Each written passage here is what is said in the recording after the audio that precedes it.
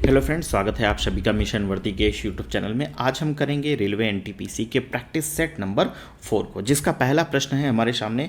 Tarapur atomic reactor is located in which state. Tarapur परमाणु ऊर्जा के रिएक्टर जो है वो भारत के किस राज्य में स्थित है? आंध्र प्रदेश में, महाराष्ट्र में, वेस्ट बंगाल में या फिर उत्तर प्रदेश में? तो वो भारत के महाराष्ट्र राज्य में स्थित है। जिला कौन सा है? तो जिले का नाम है पालघर जिले में ये स्थित है। पालघर जिले में, कौन से जिले में? पालघर, महाराष्ट्र के पालघर जिले में स्थित है। इसकी स्थापना कब हुई थी? इसकी अगर हम कहें कि इसकी स्थापना कब हुई थी, तो इसकी जो स्थापना है वो 1969 में अमेरिका के सहयोग से किया गया था। अगला प्रश्न है, the 5 year plan in India were based on the model of which economist. यहाँ पर इकोनॉमिस्ट का नाम पूछ रहा है कि कौन सी इकोनॉमिस्ट के नाम पे भारत में 5 ईयर प्लान्स जो हैं वो आधारित हैं। भारत में पंचवर्षीय योजनाएं किस अर्थशास्त्री के मॉडल के आधार पर आधारित हैं? कार्ल मार्क्स के, जॉन मेनार्ड कीन्स पे, महाल नोबिस पे या फिर एडम स्मिथ पे? तो भारत में जो ये पंचवर्षीय योजनाएं हैं वो आधारित हैं महाल नोबिस पे। खास करके जो द्वितीय पंचवर्षीय योजना है, जिसका समय काल था 1956 से लेकर के 1961 तक, सेकेंड 5 ईयर प्लान है, वो इनके मॉडल पर आधारित है। अगले प्रश्न की तरफ बढ़ते हैं। दूसरा प्रश्न है हमारे सामने, नेक्स्ट प्रश्न है, which of the following does not come under the jurisdiction of central administrative tribunal, यानी कि कैट। इसको हम बोलेंगे कैट। निम्नलिखित में से कौन केंद्रीय प्रशासनिक न्यायाधिकरण के अधिकार के क्षेत्र में नहीं आता? Civilian employees of defence services, all India services, member of defence forces, central civil services यानी कि रक्षा सेवाओं के नागरिक कर्मचारी, अखिल भारतीय सेवाएं, रक्षा बलों के सदस्य या फिर केंद्रीय सिविल सेवाएं। तो इसके अंतर्गत में जो नहीं आते हैं वो है रक्षा बल के सदस्य, मेंबर ऑफ डिफेंस जो होते हैं, जिसमें अगर हम बात करें कि आर्मी के हो गए, नेवी के हो गए,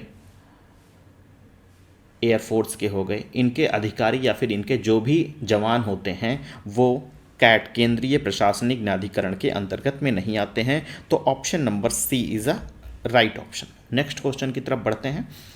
अगला प्रश्न है हमारे सामने, which of the following crops is generally which of the following crops is generally grown in dry rainless areas and requires the minimum water. इनमें से कौन सी ऐसी फसल है जो सामान्यतः शुष्क वर्षाहीन क्षेत्रों में उगाई जाती है, जिनको कि ज़्यादा पानी की ज़रूरत नहीं होती है उगाने के लिए?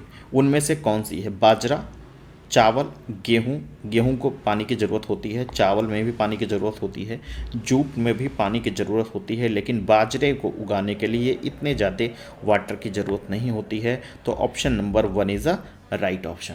नेक्स्ट क्वेश्चन की तरफ बढ़ते हैं। अगला प्रश्न है हमारे सामने, in the northern plains what is the main feature of Bhangar region. उत्तरी मैदानों में बांगर क्षेत्र की प्रमुख विशेषताएं क्या हैं? पुरानी जड़ोल मिट्टी होती है, शैलीय भू भाग होता है, शैलीय मीन्स पत्थर से, पथरीली मिट्टी होती है, या फिर काली मिट्टी होती है, या फिर उपजाऊ मिट्टी होती है। तो वहाँ पर जो होती है ओल्ड एलुवियल सॉइल पाई जाती है, यानी कि पुरानी जलोढ़ मिट्टी पाई जाती है। तो option number 1 is a right option. अगले प्रश्न की तरफ बढ़ते हैं। नेक्स्ट प्रश्न है हमारे सामने, which British officer fought the famous battle of Chinhat. Chinhat यानी कि बैटल ऑफ चिन्हट कब हुआ था? अगर हम कहें कि बैटल ऑफ चिन्हट कब हुआ था, बैटल ऑफ जो चिन्हट था वो 30 जून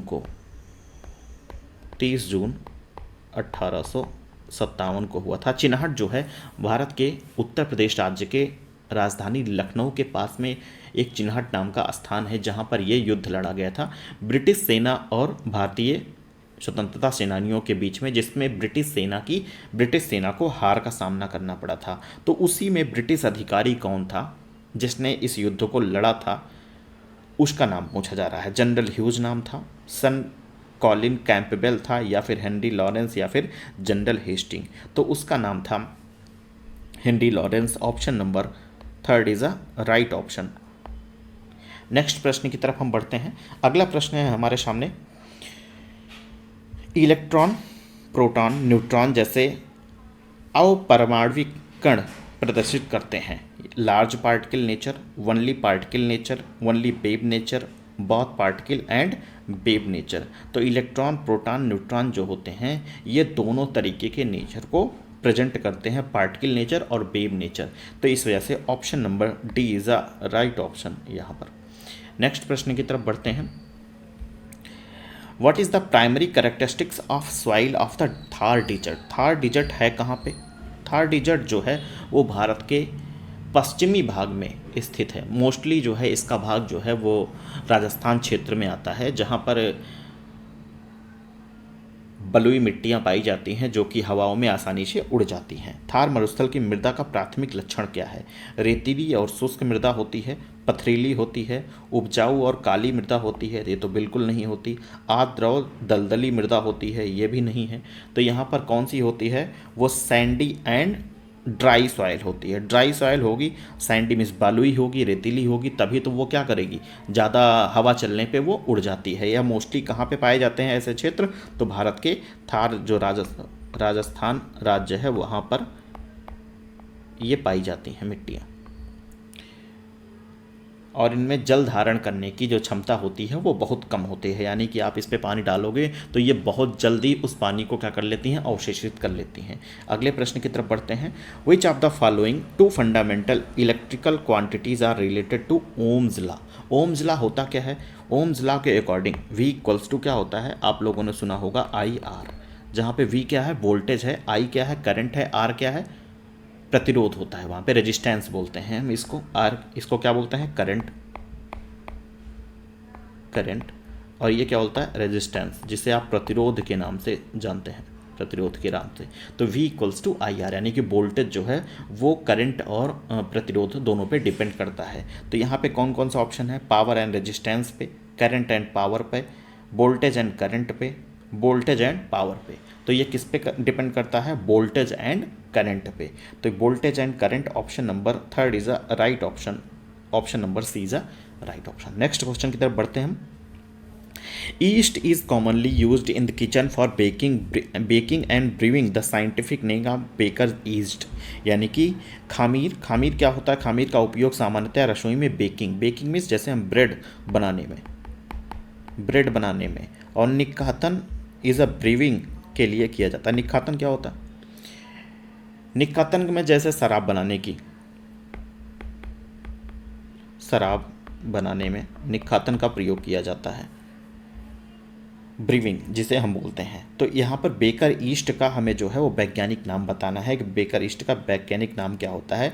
लैक्टोबैसिलस एसिडोफिलिस, या फिर बैलिसिस सबटिलिस, या फिर सेक्रोमाइसीज सेरिबिस। तो यही option number third is a right option. इसका जो ईस्ट का नाम होता है साइंटिफिक वो होता है सेक्रोमाइसीज सेरिबिसी। ऑप्शन नंबर नेक्स्ट की क्वेश्चन नंबर नेक्स्ट की तरफ हम बढ़ते हैं। अगला प्रश्न है हमारे सामने, the phase change reaction in Daniell cell. Daniell cell क्या होती है? डेनियल सेल एक ऐसी प्रकार की गैल्वेनिक सेल होता है जो रासायनिक ऊर्जा को, अगर हम कहें कि रासायनिक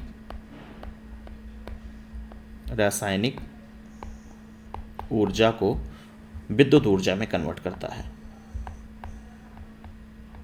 विद्युत ऊर्जा में क्या करता है? ये कन्वर्ट कर देता है, उसे ही हम डेनियल सेल कहते हैं। डेनियल सेल जो है एक प्रकार का गैल्वेनिक सेल होता है। पूछ रहा है यह किस प्रकार की परिवर्तन अभिक्रिया इसमें होती है? साइक्लिक प्रोसेस होता है, बिल्कुल गलत है। रिवर्सिबल प्रोसेस होता है, is a right option. Reversible process इसमें पाया जाता है। नेक्स्ट क्वेश्चन की तरफ हम बढ़ते हैं।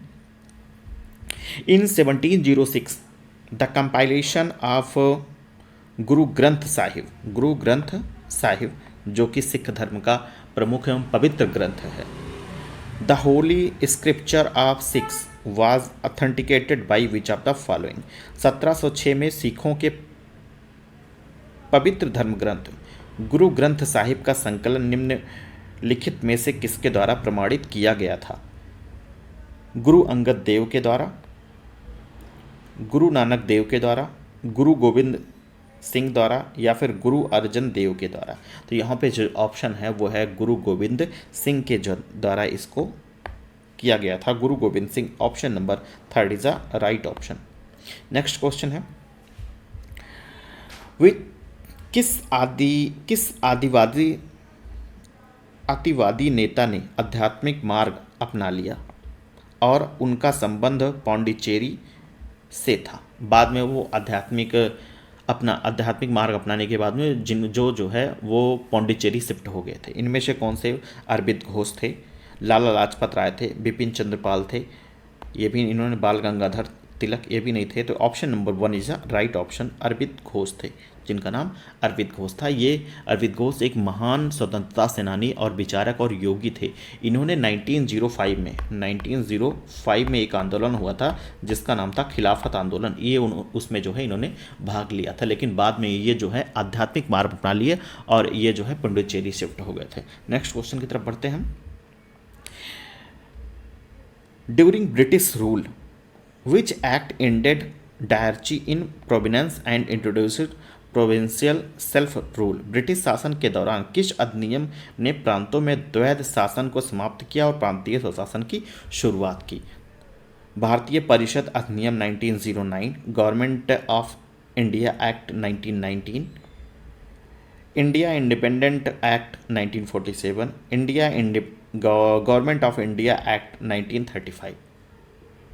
तो इसमें जो है भारत सरकार अधिनियम 1935 is a right option. Option D is a right option. Next question की तरफ हम बढ़ते हैं। अगला प्रश्न है, what type of wall is present in closed body? समृद्ध निकाय में किस प्रकार की भित्ति यानी कि वॉल पाई जाती है? पारगम्य, रुद्धोष्म, अर्धपारगम्य, ऊष्मा पार्य भित्ति। तो उसमें जो है ऊष्मा पार थर्मोप्लास्टिक सेल पाई जाती है। नेक्स्ट क्वेश्चन है, Kavaratti island is a part of which union territory of India?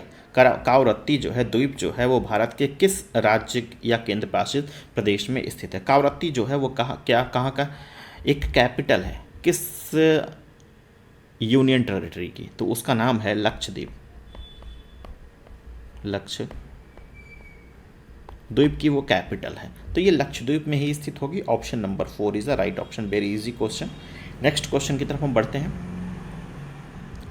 Who was the last emperor of Pallava dynasty? Pallava dynasty का अंतिम सम्राट कौन था? अपराजित वर्मन, महेंद्र देव वर्मन, सिंह विष्णु नहीं, नरसिम्हा वर्मन प्रथम ये भी नहीं था। अपराजित Varman is the right option यहाँ पर होगा। अपराजित वर्मन जो है पल्लव वंश का अंतिम शासक था। पल्लव वंश दक्षिण भारत का एक प्रमुख राजवंश था जिसकी राजधानी जो है पल्लव वंश की अगर हम राजधानी बोले तो इसकी राजधानी थी कांचीपुरम थी। इस वंश का अंतिम शासक अपराजित वर्मन था। इसके बाद में जो है इसकी जो जगह लिया था वो कौन सा साम्राज्य लिया था? इसको पल्लव वंश को ख़त्म करके नया जो से यहाँ पे साम्राज्य बना था वो था चोल साम्राज्य। चोल साम्राज्य यहाँ पर बना हुआ था। नेक्स्ट प्रश्न की तरफ हम बढ़ते हैं। The rate of doing work is called power. यहाँ पर कार्य करने की दर को क्या कहते हैं? शक्ति की इकाई पूछ रहा है, यूनिट पूछ रहा है।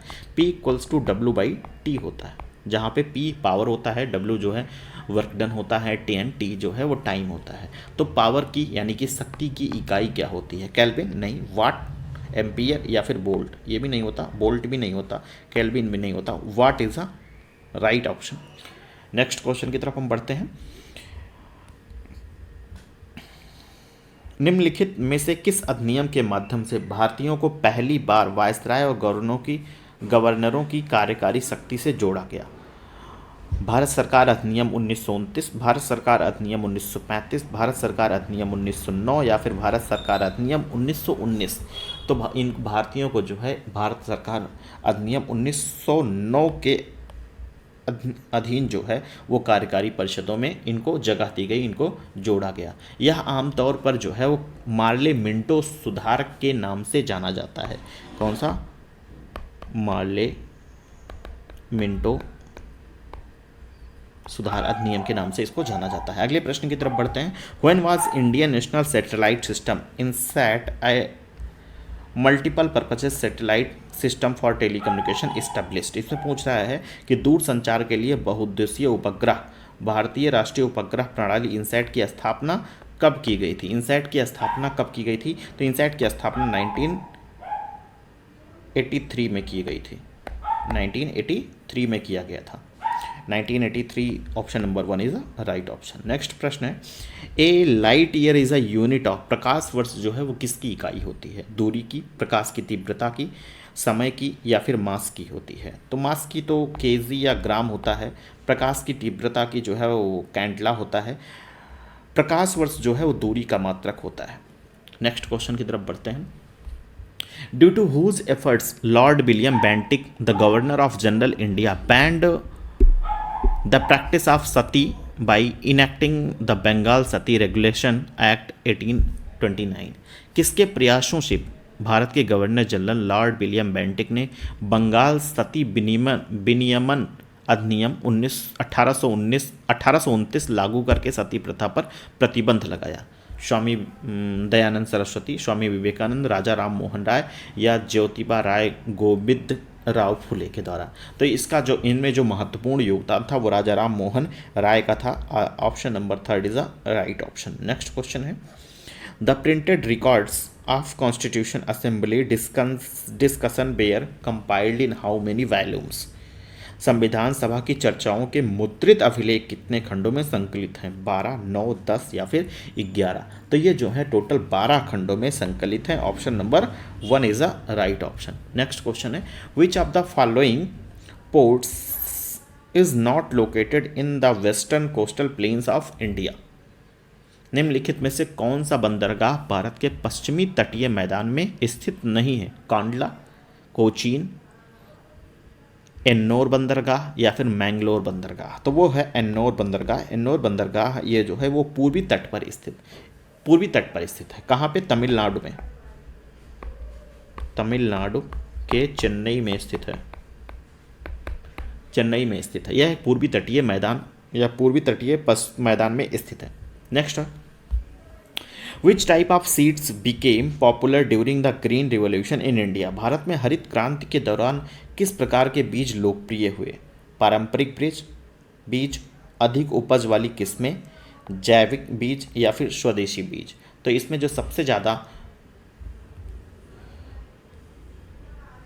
प्रचलित यानी कि लोकप्रिय हुए थे वो अधिक उपज वाली किस्में, HYV, यानी कि हाईली यील्डिंग वैरायटी जो है वो ज़्यादा पॉपुलर हुई थी। हरित क्रांति की अगर हम बात करें कि इसकी शुरुआत कब हुई थी, तो इसकी शुरुआत जो है वो 1965 में की गई थी।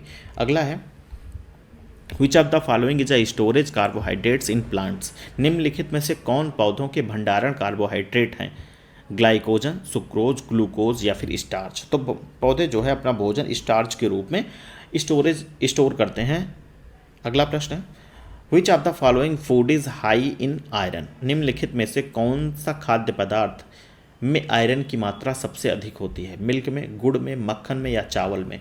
तो गुड़ में जो है, जैगरी में सबसे ज़्यादा आयरन की मात्रा पाई जाती है। इसको खाने से शरीर में जो है खून की कमी को जो है ये जो गुड़ होता है ये उसको पूरा करता है। इसमें लोहे की मात्रा यानी कि आयरन की मात्रा जो है काफ़ी ज़्यादा होती है।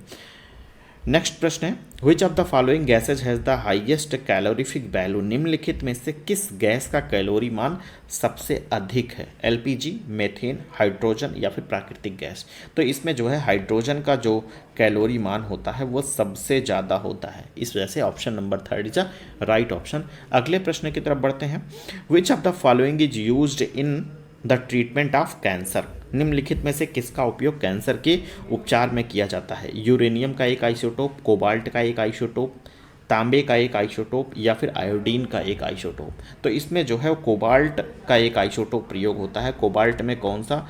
कोबाल्ट 60 का प्रयोग जो है कैंसर के उपचार में ये जो है बहुत महत्वपूर्ण भूमिका निभाता है। इसका उपयोग रेडियोथेरेपी में किया जाता है। अगला प्रश्न है, the boiling point of liquid nitrogen is -132, -273 degree Celsius, -196 degree Celsius, -20 degree Celsius? तो इसमें -196 डिग्री सेल्सियस पर जब नाइट्रोजन को ठंडा किया जाता है तो वो तरल में यानी कि लिक्विड में कन्वर्ट हो जाता है। सो ऑप्शन नंबर 3 यानी कि -196 degree Celsius is a right option. Next question की तरफ बढ़ते हैं। Which of the following compounds is formed when baking soda is heated. Baking soda को गर्म करने पर निम्नलिखित में से कौन सा यौगिक बनता है? Calcium oxide, sodium oxide, sodium carbonate या फिर सोडियम हाइड्रोक्साइड। तो बनता है sodium carbonate. Option number 3 is a right option. Ethanoic अम्ल को सामान्यतः क्या कहते हैं? Sulphuric acid, acetic acid, sulphonic. Ethanoic acid को कॉमनली क्या कहा जाता है? Sulphuric acid, acetic acid, sulphonic acid या फिर हाइड्रोक्लोरिक एसिड। कौन सा कहा जाता है? तो इसमें जो है उसको हम एसिटिक एसिड के नाम से जानते हैं। Option number B is a right option. Next question की तरफ बढ़ते हैं। अगला प्रश्न है, आज के लिए इतना ही, बाकी के लिए हम कल मिलते हैं। तब तक के लिए धन्यवाद।